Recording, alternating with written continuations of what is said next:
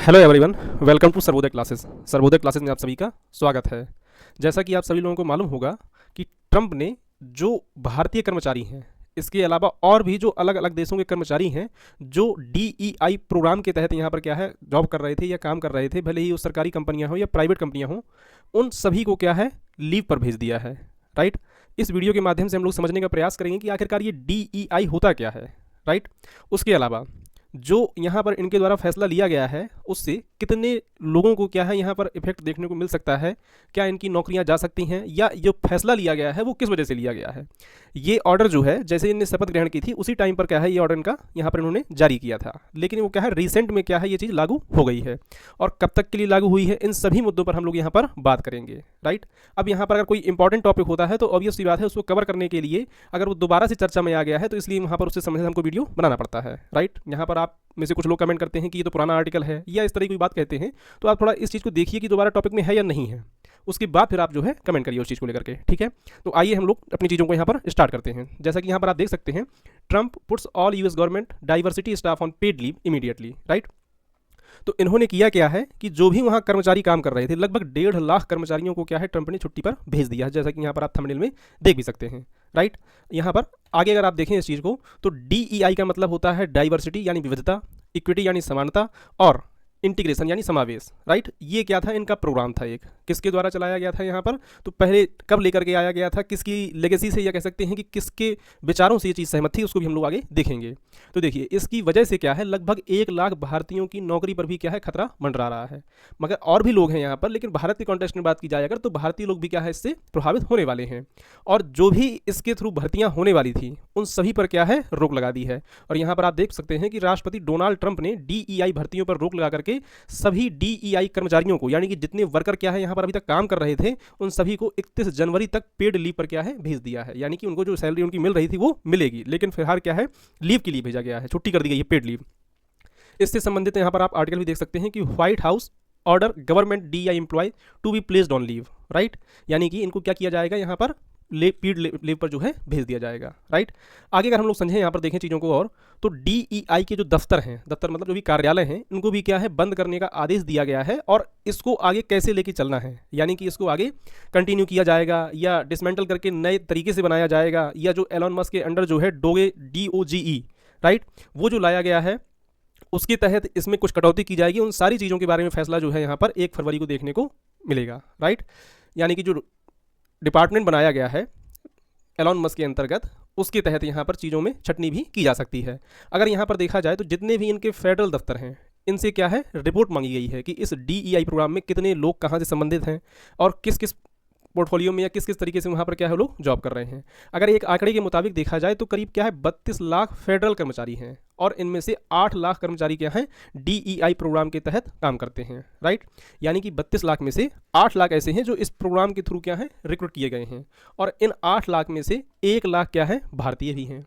अब इसमें ऐसे वो भारतीय भी जो हैं जो यहाँ से H1B वीज़ा पर वहाँ जाते हैं, नागरिकता प्राप्त करते हैं, और वर्क वीज़ा के थ्रू क्या है वहाँ पर इसी प्रोग्राम का हिस्सा बनकर के वहाँ पर जॉब करने लगते हैं। राइट।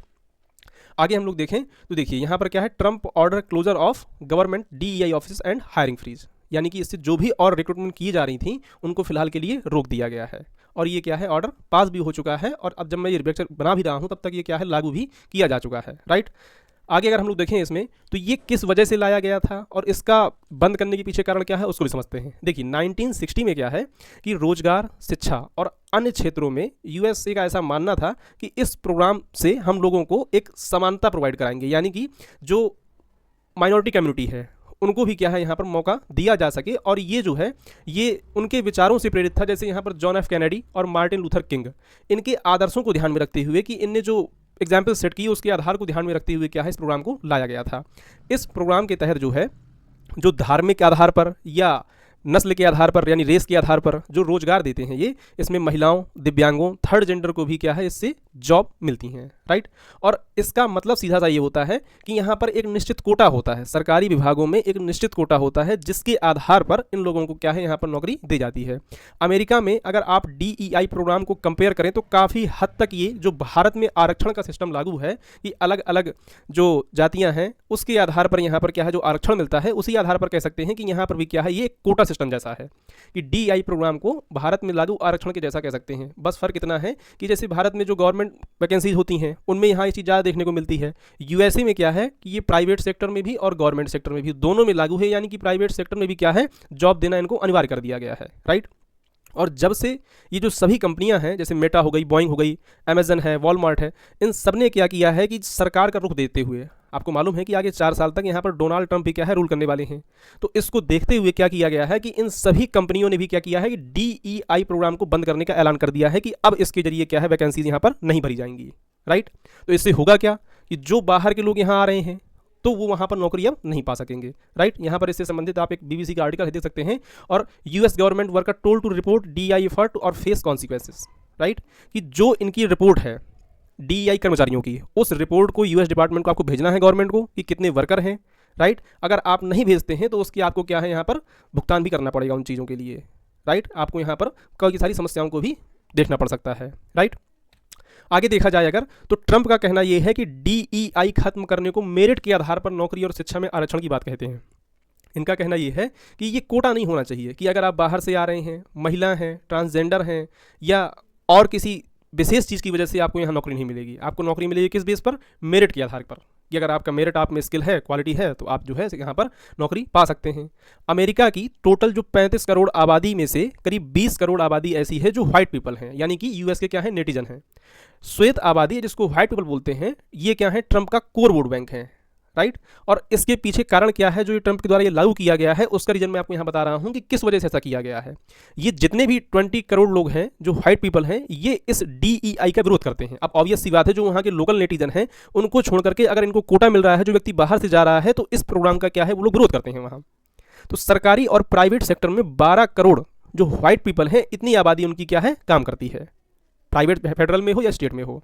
तो ट्रंप क्या करना चाह रहे हैं कि DEI को खत्म करके जो यहाँ के व्हाइट पीपल हैं इनको क्या है ज़्यादा से ज़्यादा अवसर देना चाहते हैं कि बाहर के लोग आकर के यहाँ ना नौकरी कर पाएं, लेकिन यहाँ के जो लोग हैं उनको ही क्या है इतनी सुविधाएं प्रोवाइड कर दी जाएं, उतने मौके मिलने चाहिए कि वो क्या कर सकें, यहाँ पर आराम से जो है यहाँ पर नौकरी पा सकें।